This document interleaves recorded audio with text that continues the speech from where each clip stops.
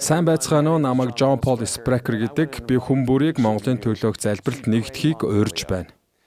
Монголын төлөөх энэхүү залбирал бол Монголын 21 аймгийг бүхэлд нь хамарсан зуучлалын залбирал, магтаал хүндэтгэл бүхий үндэсний хэмжээний хөдөлгөөн юм.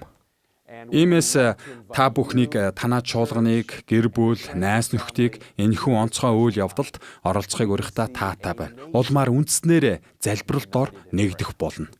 Энэ бол маш онцгой зүйл билээ. Тэгэхээр Монгол дахь чуулгануудын талаар сонсож гэрчлэлүүдээр нь өрөөгдөж байгаа хүний хувьд хэлэхэд энэ цаг үед Монгол чуулганыг Бурхны сүнс ивэж байгаа гэдэгт бүрэн итгэлтэй байна. Мөн бид бүгдийн хайртай энэ улс илүү гэгээлэг, итгэл найдвараар дүүрэн ирээдүг бэлэглэх эрх мэдэл, эр зориг, баяр хөөрөөр бэлхэж байгаа нь дамжиггүй юм. Цаашлаад эзний сүнс Монгол улсыг бүхэлд нь ивэж байна. Бурхан Монгол улсыг хэрэгээр стратегийн өндөр ач холбогдолтой газарт байршуулсан. Оросын холбооны улс, бүгд найрамдах Хятад ард улс гээд хоёр их гүрний дунд буюу дэлхийн цээжинд буюу Монгол улс нь Бурханы эзэнт улсын сүр хүч, нэр нөлөө, хүсэл зориг болоод яг энэ цаг үед зориулсан түүний төлөвлөгөөг авчрах үүргийг хүлээсэн билээ. Иймээс би та бүхнийг бидэнтэй нэгдэж нийт ард иргэд, улс их орон хийгээд энэ дэлхийн бүхий л үндэстнүүдийн төлөө хамтдаа залбирахыг уриалж байна. Үнэн дээр Монгол чуулган болон монголчуудын хувьд урьд өмнө нь байгаагүйгээр мандан бадрах цаг үе тохиогоод байна. Монгол залбирал хөдөлгөөний хүрээнд залбирлаа эрх мэдэлжүүлж, хүчрхэгжүүлэхтэй ашиглаж болох онцгой нэгэн хэрэглэгдэх хүнийг та бүхэнд танилцуулъя. Энэ бол энгийн залбирлаар алхах тохимол бөгөөд та үүнийг хүссэн үедээ ашиглаж болно. Мөн уг бичлэгийн төгсгөлд үүнийг хаанаас хэрхэн авч болох тухай мэдээллийг оруулсан байгаа. Харин одоо энэхүү тохиомлын удаг агуулгатай танилцах ба улс орондоо залбирч, залбирлын алхалт хийж, магтан дуулах нь ямар чухал болохыг ойлгоход сэтгэл зүрхээ бэлтгэх нь маш чухал. За тэгвэл эхэлцгээе.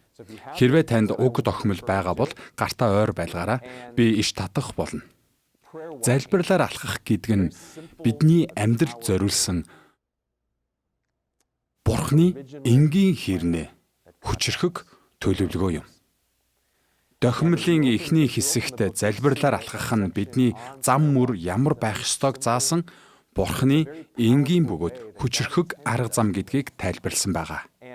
Эхлэл номын 3 дугаар бүлэгт Бурхан анхнаасаа л биднийг түүнтэй хамт дотор нь алхаасаа гэж хүсдэг тухай дурдсан байдаг.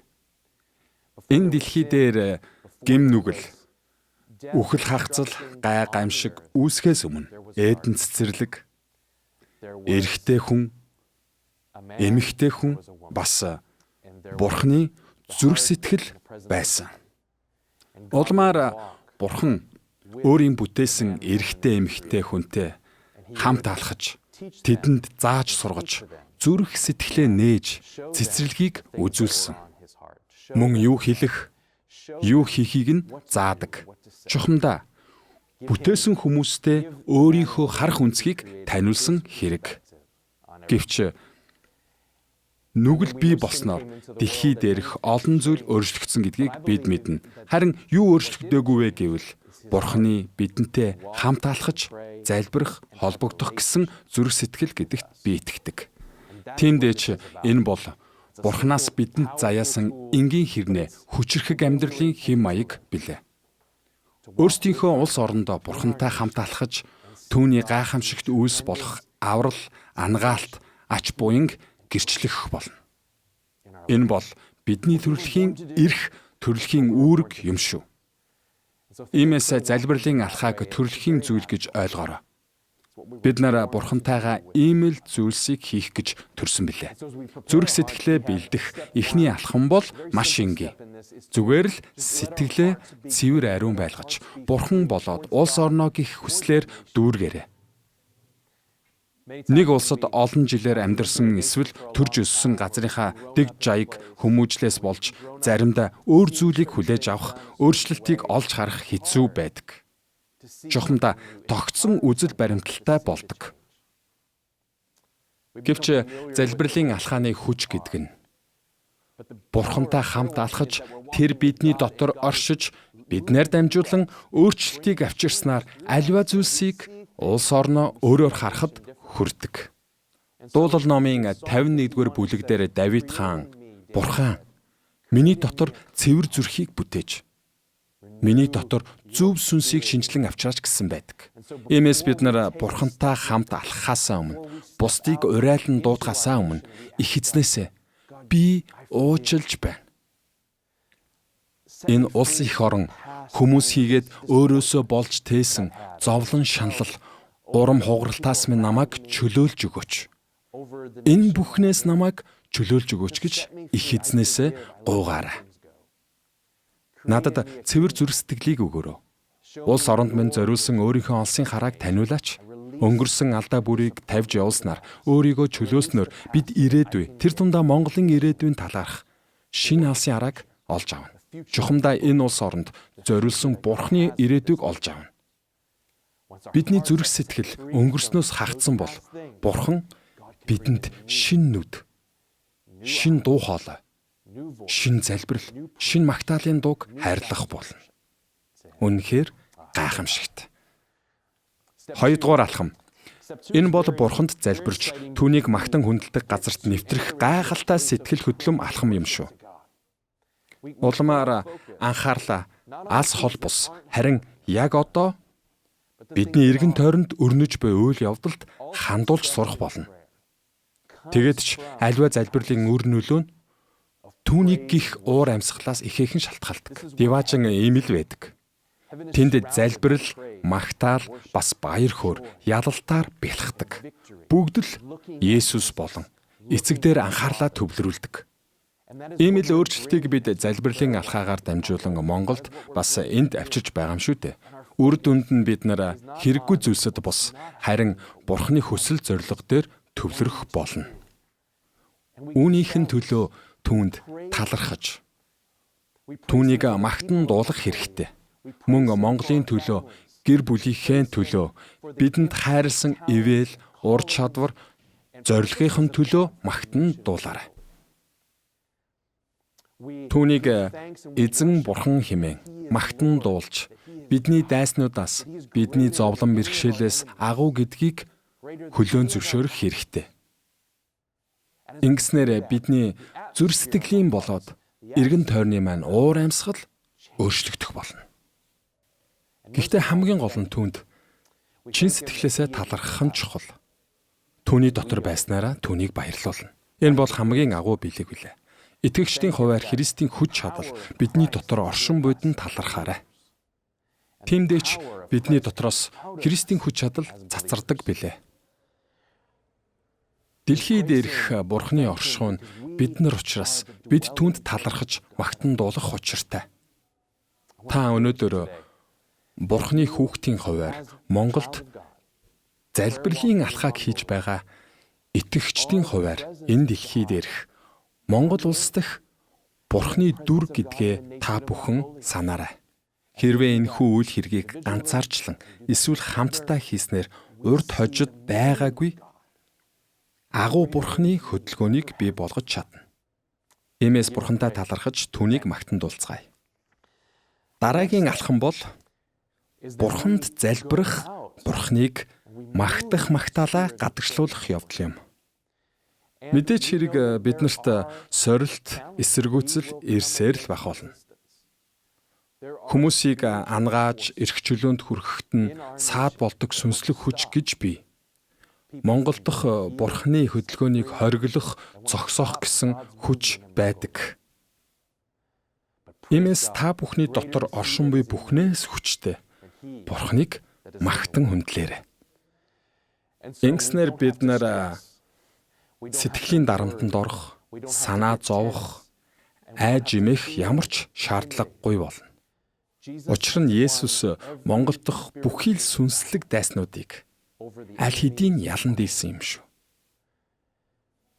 Тиймдээч бид нар түүний ялалтаар дамжуулан алхаж, залбирч амьдралын талаар ярилцахын зэрэгцээ бусдыг чөлөөлнө. Би Эфес номын 6 дугаар бүлгийн талаар товчхон ярмаар байна. Алхаж залбирах үед тань тулгарх дөрвөн хүчийн талаар би дурдъя. Ингэснээр та бүхэн бэлтгэлтэй байж явсан газар бүртээ ялалт байгуулж чадна. Мөн Бурхан бүхий л саад бэрхшээлээс том гэдгийг ойлгох нь лавтай. Эфес номын 6 дугаар бүлэгт та бүхэн Бурхантай хамт алхаж, залбирч, түүний алдар сууг Монголд авчрах үед тулгарх дөрвөн хүчийн талаар дурдсан байдаг. Библийн энэ хэсэгт бидний тэмцэл бол мах цусны эсрэг биш, харин энэхүү харанхуй ертөнцийн захирагчид, эрх мэдэл, хүчтнүүд, тэнгэрлэг оршихуй дах ёрын муу сүнслэг хүчний эсрэг билээ гэсэн байдаг. Гэхдээ хамгийн гол нь мах цусны эсрэг тэмцдэггүй гэсэн нь хүмүүсийн эсрэг гэсэн үг биш. Хүмүүс бидний дайсан биш. Хэдий эргэн тойронд маань өрнөж буй үйл явдлууд бидний сэтгэл санаанд нийцэхгүй байсан ч хүмүүст уурлан тэднийг буруутгаж болохгүй. Бид нэр хүмүүстэй тэмцэх замаар хүч чадлаа тарамдах ёсгүй. Бид нэр Бурхантай алхаж залбирч буй учраас дээр дурдсан сатааны дөрвөн хүчтэй тэмцэх шаардлагатай. Эхнийх нь эрх мэдэл. Энэ нь грекийн аркус гэсэн үгнээс гаралтай. Энэ үгний утга нь хамгийн ихэнд ирсэн нэгэн. Бас бидний газар нутгийг захирагч гэсэн утгатай үг юм. Мөн эхлүүлэгч, үүсгэн байгуулагч хэмээн ойлгож болно. Иймээс залбирлаар алхах үед тулгарх эхний хүч бол эрх мэдэл буюу сүрдүүлэг билээ. Тэгэхээр энэ зүйл, энэ шашин, энэ хүн, энэ ёс заншил энэ газар нутагт хамгийн ихэнд ирсэн учраас өөр ямар нэгэн зүйлийг хүлээн авахгүй хэмээн сүрдүүлдэг. Танд тийм эрх мэдэл байхгүй хэмээн аркусын сүнслэг хүч бидэнтэй тулгалддаг. Гэхдээ энэ бол маш худал үг. Учир нь аркусын сүнслэг хүч нь Бурханы бүтээл биш. Би дахиад хэлье. Энэ бол үнэхэрийн худал үг. Яалтчгүй худал үг. Учир нь аркусын сүнслэг хүч нь Бурханы бүтээл биш. Бурханы сүнс бол эцгийн сүнс. Бидний эцэг болох Бурхан бүхнийг бүтээсэн. Тиймдээч энд хамгийн ихэнд байсан. Тэр Монголд хүн амьтан, шашин, ёс заншил үүсгэс ч өмнө байсан. Бурхан Монголын ард түмнийг сэтгэл зүрхнээсээ бүтээсэн. Мөн Есүс Христээр дамжуулан та бүхэн дахин төрснөөр газар нутагтаа анхдагч нь болсон юм шүү. Иймээс нэгэнт та бүхэнд энэ эрх дархан байгаа учраас аркусын сүрдүүлэгт автах шаардлагагүй. Ямар ч айдасгүй байх ёстой. Эцэг Бурхан энд хамгийн ихэнд байсан бөгөөд та түүний өөр хүүхдүүд нь билээ.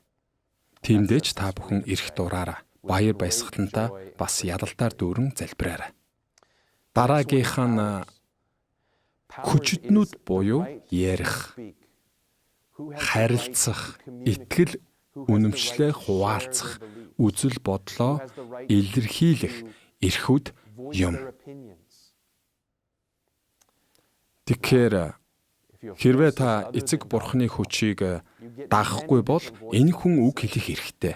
Тэр хүн үзэл бодлоо илэрхийлэх ёстой гэсэн олон үзэл бодолд төрөлдөх болно.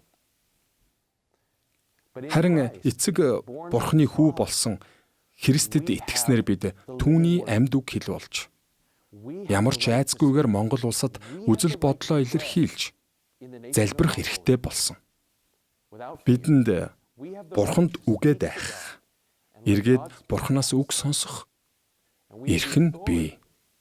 Мөн Монгол улсад үнэнийг, сайн мэдээг, Христийн үнэнийг хуваалцах эрх мэдэл бид бүгдэд байгаа юм шүү. Ямар ч айцгүйгээр, ямар ч сүрдүүлэх давталгүйгээр. Иймээс таны зүрхэнд Бурханы үг оршин буй гэдгийг, мөн Бурхантай залбирлаар алхах үед тэрхүү үгс танаас цацардаг гэдгийг ойлгоорой. За тэгээд дараагийн хүч бол космократос буюу харанхуй ертөнцийг захирагчд юм. Бид хамтдаа алхаж, залбирч эцэг Бурхан Хүү Есүстэй холбогдох үедээ эдгээр харанхуйн хүчийг яланд дийлдэг. Харанхуйн хүч жирийн иргэд рүү довтлохоос гадна удирдагч нар руу маш их довтолдог. Бас нөлөө бүхий газар нутаг руу маш ихээр довтолдог. Ер нь хамгаалтгүй бүхэн рүү халдан довтолдог. Космократос буюу харанхуй ертөнцийг захирагчд хүмүүсээр дамжуулан өөрсдийн муу үйлийг үлдэж улс орныг доройтолдог. Иймээс улс орондтай болж буй сөрөг зүйл бүхэн сатаны бусдыг ашиглан үйлдэж буй үйл хэрэг юм шүү. Гэвч Бурхан танаар, танай чуулганаар, Монголын итгэгч нараар дамжуулан улс орондтай хөгжил цэцэглэлтийг авчирдаг билээ. Иймээс та бүхэн өөрсдийн залбиралдаа удирдагч нараа, эрх мэдлэлтнүүдээ болон сатаны нөлөөнд дарлуулж буй бүхнийг багтаагаарай. Улмаар бидний залбирлаар дамжуулан Бурхан тэдэнд нөлөөлж, тухайн эрх мэдэл, нэр нөлөө бүхий албан тушаалуудыг Бурханыг хайрладаг, бурханлаг хүмүүст эзэмших боломжийг олгох болно. Бурхантай хамт залбирлаар алхаснаар бид нар тэрхүү хүмүүс болж, Бурхан манай улс оронд зөв шударга хүмүүсийг бий болгосноор хаа сайгүй өөрчлөлт гарч эхлэх болно. За ингээд хамгийн сүүлийн хүч болох Тэнгэрлэг оршихудах Ёрим сүнсний хүч буюу өвчин зовлон, үхэл хагцал авчрагч, хүмүүсийг өвтгөн бие сэтгэлийг нь зовоодог хүч юм. Энэ бол бидний жинхэнэ дайсан юм. Биднийг хувааж устгахыг хүсдэг хар сүнслэг хүч билээ. Энэ бүх хүчийг хязгаарлах зүйл байхгүй учраас Монголын ард түмнийг өөрийн хүсснээрээ хохироож байна. Гэхдээ Бурхантай хамт алхаж, Бурхантай залбирснаар энэ бүхнийг өөрчлөх боломжтой. Эцэст нь хүмүүст энэ их гай зовлон тарьдаг харанхуй хүчний эсрэг ариун сүнсээр дүүрэн чуулганыхан бид маш хүчтэйгээр тэмцэх ёстой. Улмаар үхэл хагцал, өвчин зовлон, хуваагдал, ялгуурлан гадуурхалтыг бус харин ч бид хайр, аз жаргал, амар амгалан, төвчээр, сайхан сэтгэлгээд Бурханы сайн сайхан бүхнийг бусдад өдөр бүр түгэх учиртай. Ингэснээр улс орон амь амьдралаар дүүрнэ. Энэ мэдчлэн эдгээр дөрвөн хүчийг бид ялан дийлэх боломжтой гэдгийг харлаа. Иймээс та жинхэнэ дайсан хэн болохыг мэдсэн учраас залбирлаар алхах үедээ та ялалтанд хүрэх нь гарцаагүй билээ. Бурханаас илгээсэн эрх мэдэл танд байгаа учраас дайсны хийж буй бүхнийг хүлээн зөвшөөрөө зогсохгүй Бурханы хаанчлалыг, амь амьдралыг Монголын үүх түүхийгээд одоогийн нөхцөл байдалд бий болгох боломжтой. За тэгэхээр дөрөв дэх алхам бол гэр бүл, найз нөхөд хүрээлэлээ урайлан дуудаж хамтдаа залбирлаар алхах явдал юм. Ингэхдээ та нар гудамжинд гарч залбираарай. Өөрийн амьдардаг ойр орчмын газраар явж Бурхан таныг хаана хүргэн хаашаа аваач нь тэр газар бүрт итгэмжтэйгээр очиорой. Хотын тэр хэсэг, дүүргийн энэ хэсэг гээд хаана залбирал хэрэгтэй байна? Тэр газарт хүрч үйлчлээрэй. Хамтдаа залбирлаар алхаж, шинэ итгэл найдварыг түгөөч. Дээр дурдсан дөрвөн хүчний эсрэг тэмцэж ялалт байгуулаарай. Хамтдаа байгаарай. Есүс биднийг 2-2-оор нийлгээсэн шүү дээ. Бид нэр үүнээс илүү байж чадна л да. За ингээд 5 дахь алхам бол цаасан эсвэл цахим газрын зураг олж аваад эргэн тойрондоо байгаа бүхнийг анхааралтай ажиглаарай. Улмаар Бурхан таныг залбиралд чиглүүлсэн тэр газарт ганцаараа эсвэл хамтдаа очиод залбирах гэж байгаа хот дүүрэг сумынхаа онцгой цэгүүдийг тодорхойлоорой.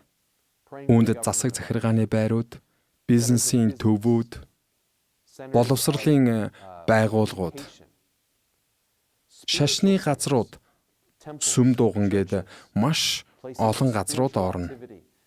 Тэгэхээр та Бурханаас чиглүүлэгдсэн эдгээр газруудад очиж залбирч, Бурханы дүрийг бий болгосноор тэр газарт онцгой өөрчлөлтүүд гарах нь дамжиггүй юм. Тэгэхээр магадгүй та бүхэн Орос хятадтай хил залгай газар очиж болно. Тухайн газарт эрх мэдэлтэй сүсэг бишрэлтэйгээр залбирал үйлдэх нь уур амьсгалыг өөрчилж эхлэн онцгой үйл явдлыг өдөөдөг. За эцсийн буюу 6 дахь алхам бол шулуухан залбирах явдал. Библийн Йошуа номын 6 дугаар бүлэг дээр ингэж хэлсэн байдаг. Хөлчин хаач хүрсэн байсан? Би үргэлж чамтай хамт байх болно гэсэн байдаг. Чамтай хамт. Ганц эсвэл цөөн хідэн хүний ходол үгэнд бүү автаарай. Та бүхэн Бурханы дүр төрхийг, сүр хүчийг нь дотроо агуулдаг учраас Христийн ялалт тантай хамт явдаг. Иймээс та гიშгсэн газар бүртээ Христийн нэрийн өмнөөс очсон гэдгээ үргэлж санаж яваарай. Мөн тухайн газарт эхэлж очсон учраас тухайн газарт залбирах, үзэл бодлоо илэрхийлэх, удирдагчдын төлөө, ард иргэдийн төлөө залбирах, ёрын муу сүнсийг дарангуйлж, ариун сүнсийг чөлөөлөх эрхтэй гэсэн үг. Түүнтэй хамт очсон газар бүртээ өөрчлөлтийг бий болгож чадна гэдэгтээ итгээрэй. Харин одоо бүгдээ хамтдаа залбирцгаая. Монголын төлөөх залбирлаар дамжуулан улс орондоо залбирлыг түгээхээр зүрх сэтгэлээ бэлдэж буй таны төлөө тантай хамт би залбирая. Хамтдаа залбирцгаая. Эцэг таньдаа талархъя. Бүхий л насны эрэгтэй эмэгтэй Монгол дахь таны хүмүүсийн төлөө би талархаж байна. Таны дүр төрх тэдний дотор оршин байж, таны дуудлагын дагуу таны зараалаар тань очих газар бүрт нь та тэднийг сахин хамгаалж цаг ямагт хамт байх болтугай. Та тэднийг мань Диваажингийн чимээ, Магдалины шин дуунуудаар, шин амьдралаар дүүргээрэй. Та тэдэнд шин харах нүд, сонсох шин чих, улс орноо гэсэн ариун гал дүрлэлтсэн цоо шин сэтгэл зүрх хайрлаарай. Монголын 21 аймагт хурж ажиллах, хүн хүч илгээж тэдэнтэй хамт байгаа Есүс таньда чин сэтгэлээсээ талархаж байна. Тэдний залбирал харанхуй гítэлж гэрэл гэгээг авчрах болтугай. Бурхан таны түгээж буй эр зориг, эрх мэдэл, баяр баясгалд талархъя. Тэд энэхүү хүнд цаг үед Бурханы алдар суу, Бурханы эзэнт гүрнийг олж харах нь дамжиггүй. Есүсийн нэрээр. Амен.